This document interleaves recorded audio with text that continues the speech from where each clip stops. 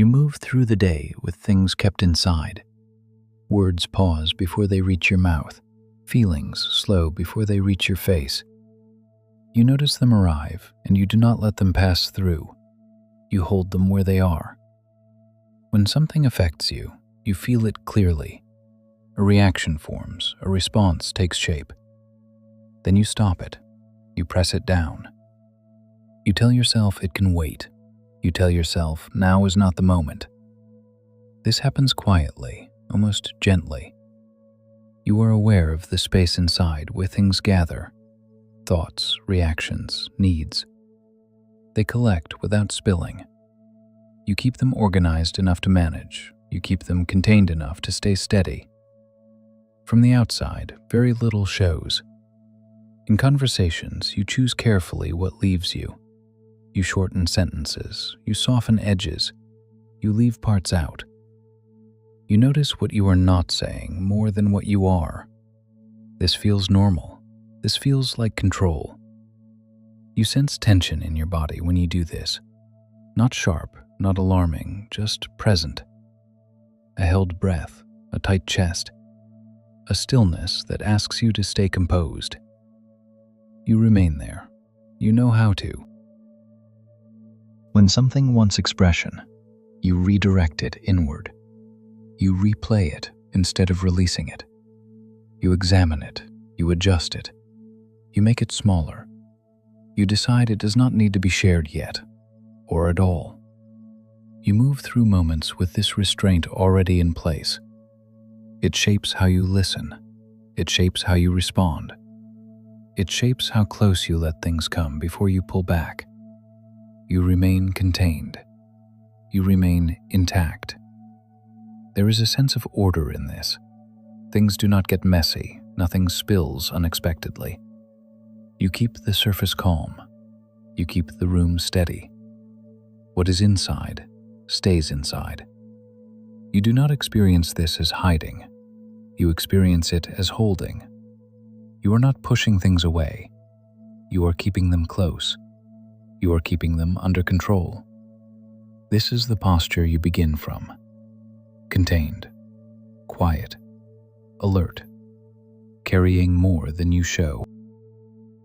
You keep doing this without drawing attention to it. Something comes up and you feel it move inside you. A thought, a reaction, a want.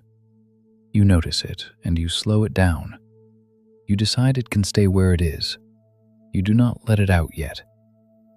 This happens in small moments. Someone asks how you are.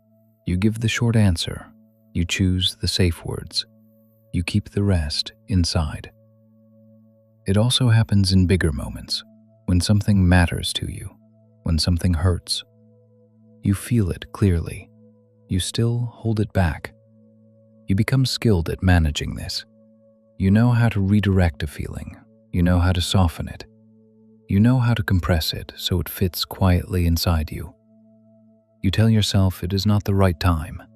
You tell yourself it can wait. You tell yourself it is better this way. You notice how often you pause before speaking. You check what you are about to say. You remove what feels too much. You leave out what might change the tone of the room. What remains feels acceptable. What remains feels contained. You do this across situations, with people you know well, with people you do not. The setting changes. The pattern does not. You stay measured. You stay controlled. You keep things from spilling. There is a sense of safety in this. When you hold things in, the moment stays predictable. Conversations stay smooth. Nothing escalates. You know what to expect when you limit what you share. You know how to stay inside the lines. You notice how your body participates in this. Your jaw tightens slightly. Your breath becomes shallow.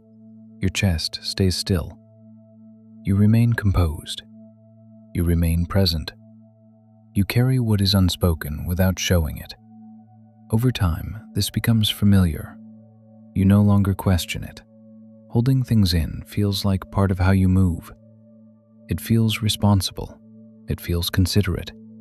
It feels like keeping order. You rarely announce what you are holding. You do not need others to know.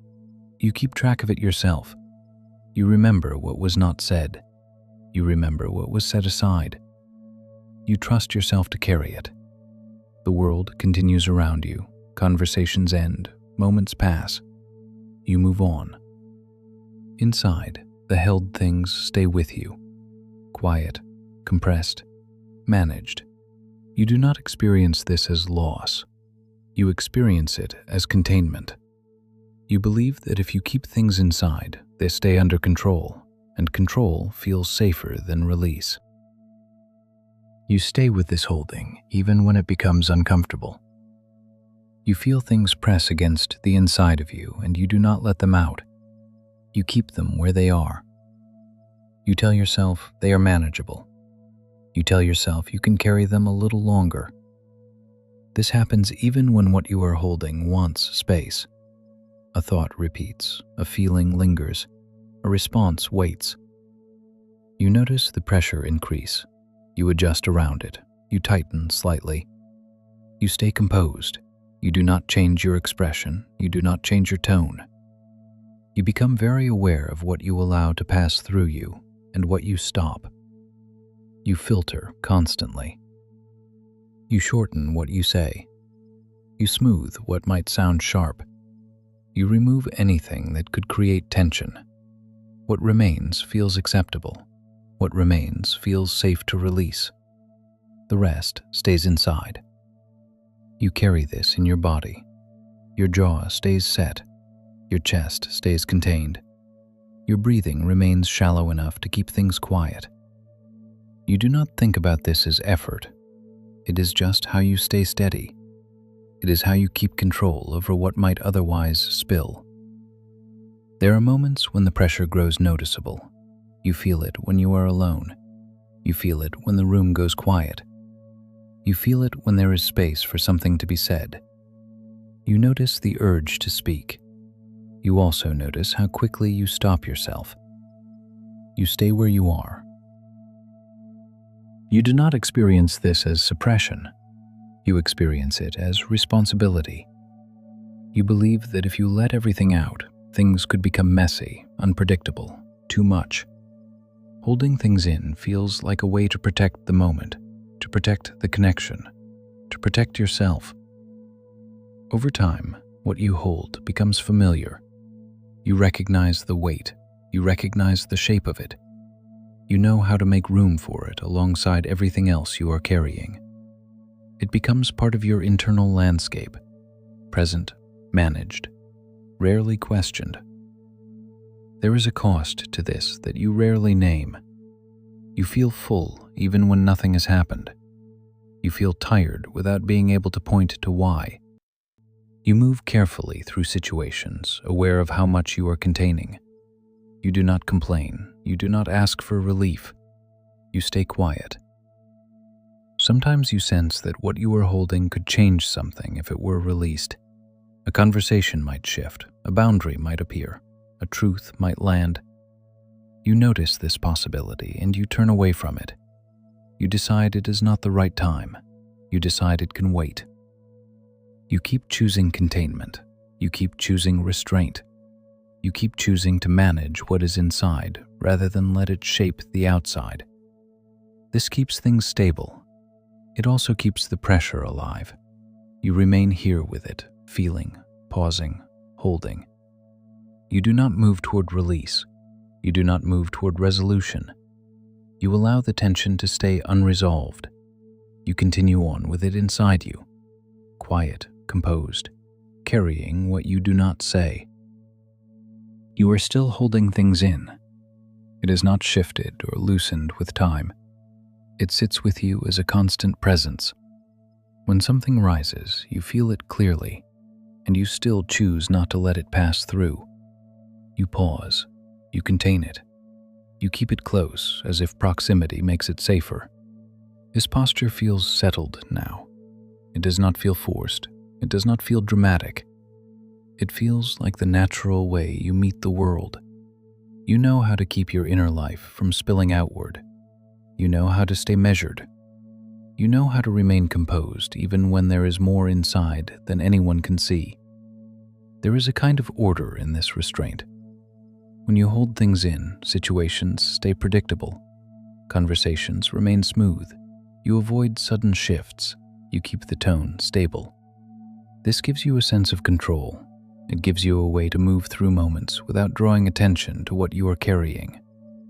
You can see how this once fit the situations you were in. Holding things back reduced friction. It kept interactions manageable. It allowed you to stay connected without making demands. It helped you remain present without asking for more space than was available. This way of being had a place. It had a function. You do not need to praise it. You do not need to reject it. You are simply noticing how present it still is, how quickly it activates, how easily you step into it. You notice how little explanation it needs inside you. It is already familiar. It already knows where to stand. You move through your days with this containment intact. You choose which words to release and which to keep. You sense what would be too much for the moment, and you withhold it. You do this quietly, often without anyone knowing a choice was made. The outside remains calm. The inside stays full. There is effort in this, even if it is subtle. A steady attention, a constant monitoring, a gentle pressure that never fully disappears. You carry it without complaint. You are used to the weight. You have learned how to make room for it. Nothing here is being resolved. Nothing is opening. The things you hold remain held. The words you keep inside remain unspoken. This posture does not move toward release or closure. It simply remains as it is. You allow yourself to see this clearly, not as a problem, not as a strength, just as a way of being that has stayed with you. You do not adjust it. You do not step away from it. You let it stand where it has always been. And you continue on, moving through moments contained, carrying what you carry, holding things in,